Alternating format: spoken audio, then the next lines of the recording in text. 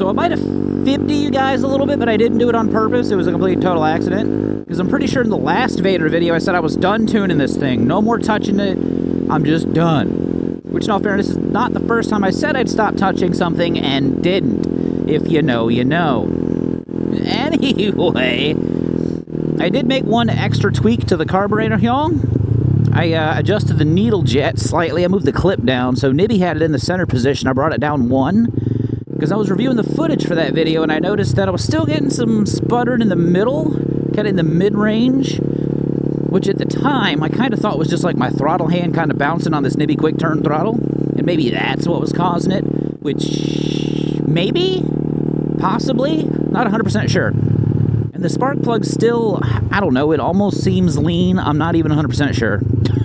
I don't know. We'll see what happens with the clip in the different position now. But what we're doing today is I'm riding around trying to get this bike warmed up because it's running extremely well. And I'm kind of curious to see about how fast this Boom Vader actually goes with the 212 4-valve in it.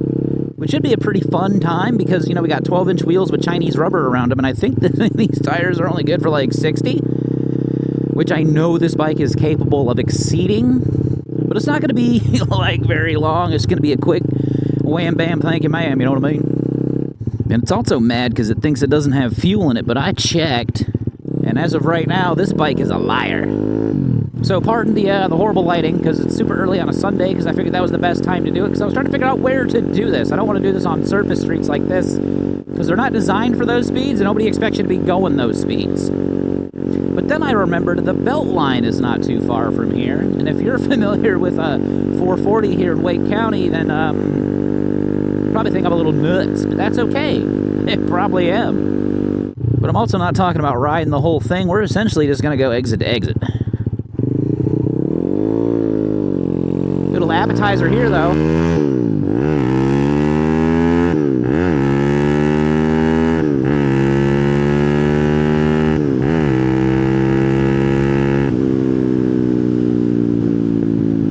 So if that's anything to go off of, I got a feeling this is going to do pretty good. I got high hopes for our little Vader here. Which for your average day-to-day, I'm not going to need to ride that bike at those speeds pretty much ever. But I think it'd be cool to know that that's what it can do.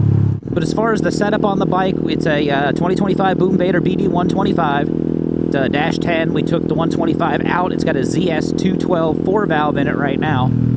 Exhaust is a CT70 pipe with a like Amazon straight-through muffler. The CT71 is just way too restrictive. I got a Nibbi PE28. Right now the jetting is it's a 40 pilot, a 125 main. The needle clip is down 1, so it's 2 up from the bottom. Air fuel screw is 1.5 turns out. I'm about 400 some feet above sea level. It's probably 69 nice Fahrenheit this morning. I am right about 6 foot, currently 210 pounds. Whether or not that date is useful, I do not know, but it's numbers, so why not? So if you're following along at home, that'll at least give you an idea. And other than this fuel light blinking at me, this bike is prepared as it's going to be. It's as ready as it's going to be right now. And I did forget to mention there is a 16, I'm using the 16-tooth front sprocket, and the rear is whatever the stock Boom Vader is. I can never remember if it's a 34 or 38. I can't remember. And I'm actually a little bit more prepared than usual myself today because I'm usually not suited up like this, at least not anywhere near as much when I'm riding this little bike.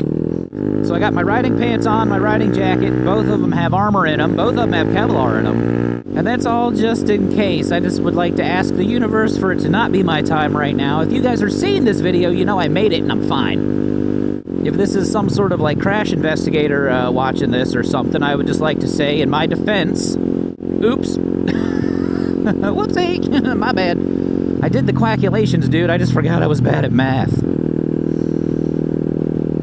But yeah, we're not going to do anything fancy.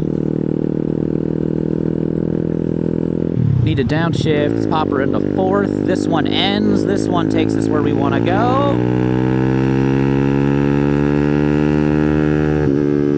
But chill out until this corner, and then it straightens out. I don't want to be hitting this max wide open. Rock and roll, baby!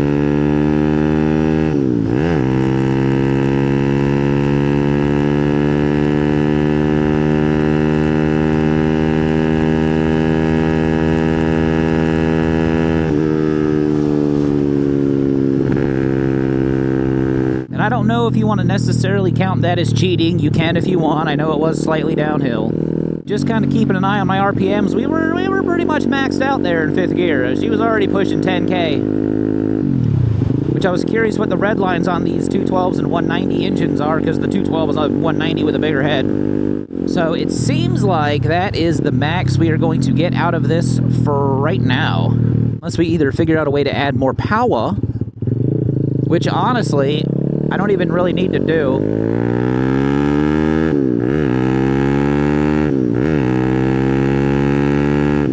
Because it already accelerates. This is fine, you know? This is plenty. You know, I ride cruisers, man. I got a big 1600 that feels like a pig compared to this. And I got a 750 all chopped up. Neither one of them is as peppy as this. Well, the Shadow might be, because the Shadow's like twice the power, but it's also like twice the weight.